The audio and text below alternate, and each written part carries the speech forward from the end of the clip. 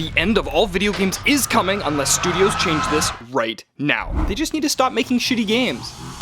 So I decided to investigate on why modern games suck balls. And the results were absolutely shocking. Come check this out.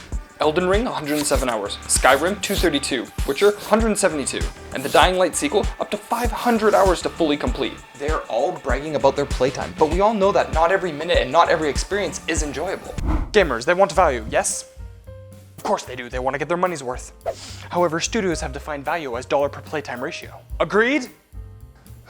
If game Y takes 183 hours to 100%, that makes its new ratio 38 cents per hour, which seems like a good deal. Wrong. About 100 hours of that playtime is going to be spent with grindy, repetitive, boring content. So why not use all those efforts and resources from the 100 hours of garbage and put that towards building a smaller, more detailed game with a much better overall experience? Of course, if people can't even get through a few hours of the game, then does anyone really care about the overall play length?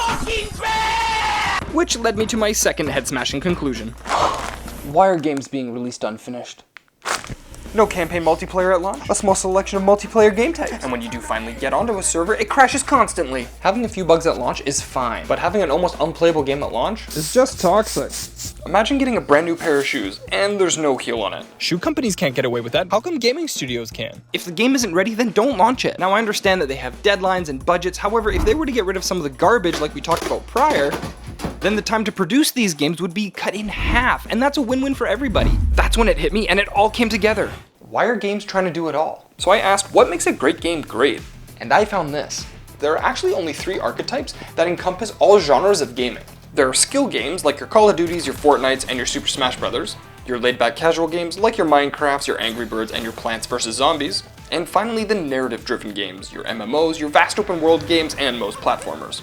Now the best games have one of these elements at its core, and they're really easy to define. For example, Fortnite, a skill-based shooter battle royale style game, and on the other hand we have Minecraft, a more laid-back experience with literally limitless possibilities for creation. And finally, you have God of War, a narrative in which you have a beautiful open world and get to follow the story of Kratos. They're concise, to the point, and they're good. After this revelation, it made me realize why I was so underwhelmed and stopped playing Halo Infinite. What is the core to this game? Is it a narrative or a skill-based game? It's trying to have both, and I'm telling you, it just can't. Now, of course, games can dabble with many different avenues of content. If you take the Battlefield games, they almost always have a solo player campaign, but you're there for the multiplayer. It was built around multiplayer. If we take Halo Reach, one of the best games from the Halo saga, it was actually a narrative-driven game first. Of course, it had multiplayer, which was fantastic.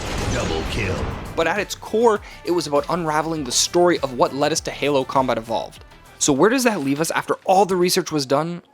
Well, honestly, feeling really let down and disappointed, frankly. If I'm gonna play a game, I'll probably just end up grabbing an amazing older title because it had a true core identity. But fear not, there is good news. With all this new research and intel, I believe I've created a perfect blueprint to make games great again. If you want to check out that video, I'll leave it here for you, but trust me, by the end of this one, you're gonna have faith in the video game industry again.